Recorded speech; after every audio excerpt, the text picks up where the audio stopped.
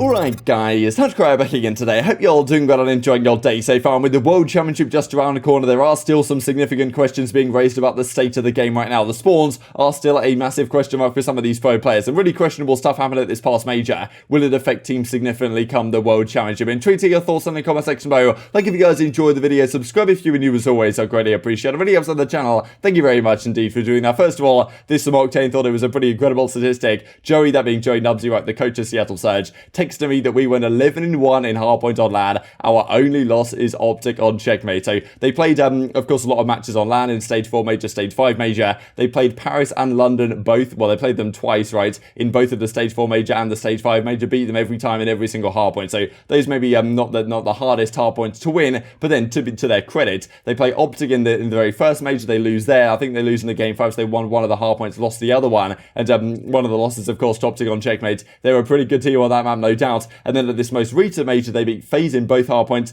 they beat OpTic in both hardpoints, and then lose 2-3-5 to OpTic to close out the tournament. Pretty ridiculous to think about the Seattle Surge, technically so far this season, or for the entire season, with the best hardpoint team on LAN, despite not even, unfortunately, attending the World Championship as it is. This other interesting stat from aBeZy right here, 921 individual maps played so far this season, and well, there's a maximum of 64 maps to be played at playoffs, unless there are some best of sevens. We don't believe that'll be the case. There has been some questions about that, right? The possibility that the bracket play for the World Championship could be done as best of sevens instead of best of, at least like, let's say from the semi-finals onwards, right? You could potentially do best of sevens. Maybe that'll work. It's somewhat tough to say. But there are less matches at playoffs at the World Championships than there are at the majors, for example. So there would be more time if they wanted to do from, like, I don't know, losers semi-finals and the winners finals, for example, as doing best of sevens, because the grand final is going to be best of 9. And maybe it is a bit of a jump to go from winners final best of 5 straight to grand finals best of 9. Like maybe you throw in a best of 7 in there in a couple of these series, like winners finals, losers finals or something. Probably something you could definitely have the time to do, because there's less matches this upcoming weekend, well, it's a couple of weekends time now at the World Championship than there would be at a normal major weekend. So something to consider at the very least. And maybe if there are best of 7s, even then I think it's going to be tough to get over the 1,000 mark. So max 985, easymax says right now, unfortunately falling just short. These are some very interesting statistics here from COD Complex. The Search and Destroy difference makers. The one that really stood out to me here was Zed, I guess, because the fact that he got dropped off London, and this is the team round win percentage in Surge with this player and without this player. So London, like 43.2% is absolutely tragic in Search and Destroy for like an average Search and Destroy win rate. But with Zed, they're actually closer to 50%. So definitely still kind of blows my mind that he was gone from the team. You see Insight making a big difference in T's coming, which is actually really impressive, right? Because Insight's been in this team for ages, and still to make that much of a difference is pretty impressive. The top is technically Vivid, whose teams are pretty bad in Search and Destroy without him, and with him they've got significantly better. And there's players, for example, like John and Classic, whose teams have technically got worse when they've come back into lineup. But maybe there are other game modes that got better to kind of cancel it out to some degree, and Temp doesn't seem to make too much difference whether he is in the squad or not. Let's talk about this as well then, because of course next year we've got a World War II Vanguard coming out, and we're pretty sure it's going to be on the same original Modern Warfare engine that we had in last year's game, so that it integrates nicely with Warzone. That is also a good thing, to be honest, for I think the competitive Call of Duty scene in general. The fact that the pro players will actually be able to play Warzone and play with some of the big creators, which they can't really do right now, because if you're prepping for the World Championship, you don't want to be playing a load of Warzone, because the game mode is different, it feels different, like the mechanics are different. You do the bunny hop type stuff in the Modern Warfare engine, you can't do that in the Cold War engine. Combining the engines together does mean, like, even though I don't necessarily prefer that movement style, it's probably a good thing for COD on the whole to combine them, because you know, then the pros can actually play Warzone, and things are more integrated, and probably a step in the right direction, to be honest. And as a result, Afro's already, you know, he's back on Modern Warfare, getting ready to go play the free fall in Hackney Yards, and yeah, a lot of the players that are probably out of the season already are getting ready for next year's title. I wonder what game will be played this off-season, because always there's like, which games get played in the off-season. Yeah, maybe people will go back to World War II, I don't really know. But if we believe the game's going to be somewhat similar in terms of movement mechanics to Modern Warfare, then maybe that's the game to play, even the pros may not necessarily like to do that, no doubt. There has been some discussion in these past weekend about some of these spawns. This was the OpTic versus Toronto match. You can see right here on Garrison. Number 3 gets a kill in the back, a couple of kills in the back on this P5 hardpoint, and number 7 spawns effectively right next to him. Very strange spawn, to be honest. Gets these 2 kills, 7 spawns right here, and yeah, immediately turns around and takes down number 3. And that was honestly a massive spawn for the Ultra guys, because it keeps control of the hill, lets them spawn in the back, and then they can actually push them and get some decent map control to help help finish out this game. This Garrison hardpoint, of course, did not work out in the favor of OpTic Chicago down to the wire, and maybe this spawn was one of the reasons why it fell shy in the end. But it wasn't just that spawn that was considered very questionable indeed. This game at Los Angeles Thieves versus versus the New York Subliners.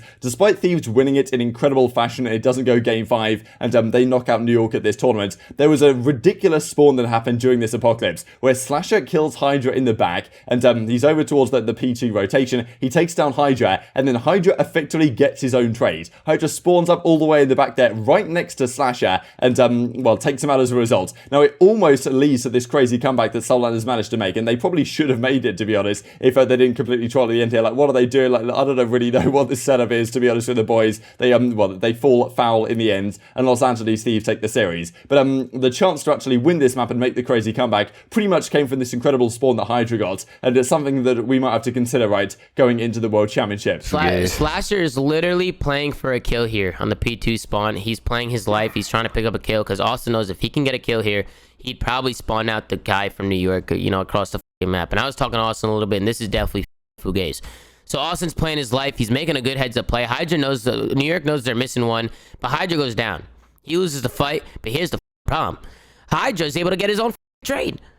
Hydra spawns right on top of Austin. Austin kills him. Hydra spawns right behind him, literally, for the P2 spawns. So Hydra ends up shooting Austin in the back. Mind-blowing. There was also a spawn open. Like, look at this right here. Like, look at this. We've seen some Fugaze spawns. He's first the OpTic one on Garrison, now this one. I don't know. Someone's back there pressing the button. Yeah, well, I guess it's because LA Thieves are kind of like. Do you think they're blocked? I mean, it's still a Fugaze spawn for sure, but it probably happened because LA Thieves are blocking all those back deep spawns, right? Well, I talked to Austin about this. So, like, he knew where the rest of LAT was at, so he was expecting or trying to give Paco the top right P2 spawn, like back, like gold, I guess is what they call it. Jesus. Like if anything, Paco should have spawned top right of the map. I mean, bro, he's not even spawned up yet, and look how far away they are. He should 100% spawn out.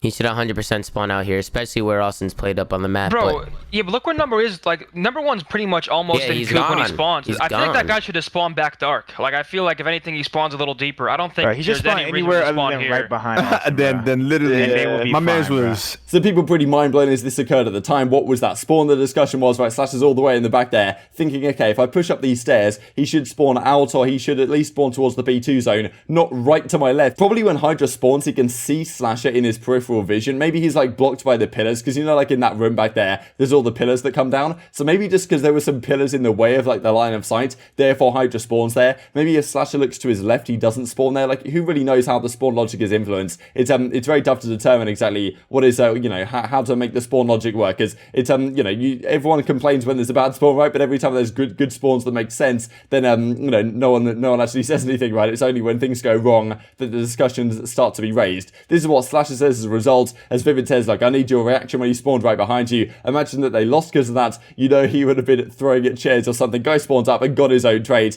Cannot believe it. I even waited for the P5 spawn to be open, right? The idea was, okay, like, I'm going to kill this guy. I'm going to push up here, trying to hope the P5 spawn is open for him to spawn out. But to be fair, the Los Angeles Thieves guys were kind of over there, so it's difficult to say exactly where he should have spawned, but probably just to his left right there in the same room as him. Probably wasn't the most ideal spawn in the world, because he killed him and then locked down P2 spawns. But, well, thankfully for the Thieves, they break in and get the job done and right towards the end. Thought this is very interesting, actually, what Matt Scrontz had to say over at Trek with regard to spawns in general, right? Where he's saying, you know, this discussion, like, no matter what your job is, what's one thing about your job everyone thinks is easy, but is actually really difficult or complicated, and he says spawns. There's a fine line between having spawns that flip and, you know, spawns that actually just get trapped all the time, especially when it's a logical system that can be manipulated and has to account for all players at all times on varying map sizes. And, like, as soon as you hit the respawn button, it just decides where you go, and doesn't really get time to think about it. It just makes the call then and there. And of course, that's how it has to be. And, you know, there's some discussion right here about, like, raid control for attacker. An example, like, if you have one player's in a good position, you can pretty much funnel the players through where exactly you want them to be, which, to be honest, is a good thing, right? We want the spawns to be manipulative, and you can actually use them to your advantage. But as Matt Scron says, yes, it's important, and the ability to predict is certainly important, but it does come at some cost as well. So, wonder if, I doubt anything will really change going forward. They did try and change some spawns on standoff, for example, to make that potentially viable as a hardpoint map for this game,